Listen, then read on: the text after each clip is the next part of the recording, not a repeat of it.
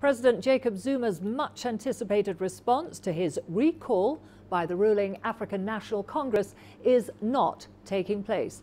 The party's Secretary-General had confirmed Zuma would address the country on Wednesday. However, the presidency says it did not release any official communication about such a briefing. Meanwhile, the ANC is holding a special caucus meeting in Parliament. MPs are likely to be discussing their next move as Zuma refuses to step down. The State of the Nation address has been postponed indefinitely. However, the budget speech is set to take place next week and can't happen until the president has delivered his annual address. Well, let's get you some more on this now from CGTN's Angelo Coppola, who joins us from Johannesburg. Angelo, the country has been waiting to hear President Zuma's response to the ANC's decision to recall him, and we understand there was meant to be a briefing today. What's the latest you have there? It's been described as a bit of a mess at the moment. An analyst describes it also as a bit like a headless chicken running around, bumping into things with no direction. Last night, a presidential briefing was mentioned to several journalists. This morning, that was dismissed by the presidency, as you've said. So no speech just yet. But there is a possibility that Zuma will possibly address the nation today. An analyst described this as a bit of grandstanding by Mr. Zuma. Analysts and commentators are waiting, of course, for a time and a venue, and then the mad dash begins. So we're no clearer on whether Zuma will speak today or not, but I guess we're going to keep you posted, and it depends on how Mr. Zuma plays this one. Karen? Absolutely, so there's a possibility there. What will happen if Zuma decides to defy the party's recall? Well, we could expect a continuation of this low-level psychological battle that's been raging for the past 10 days or so. The ANC would hopefully have a plan in place for this scenario. They could institute internal disciplinary proceedings or procedures, but that would mean a charge sheet.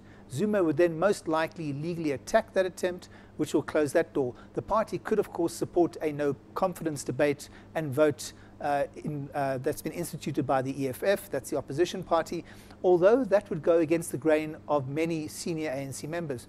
Or they could institute their own no-confidence debate, something we are told that they would also be loath to do. So it appears that at the moment, Mr. Zuma holds all the aces.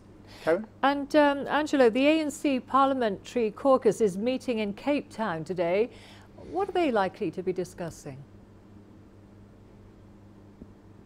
Well, it appears that that caucus meeting was meant to provide feedback on the NSC meeting that happened on Monday and possibly discuss what Zuma was going to say during his scheduled address this morning.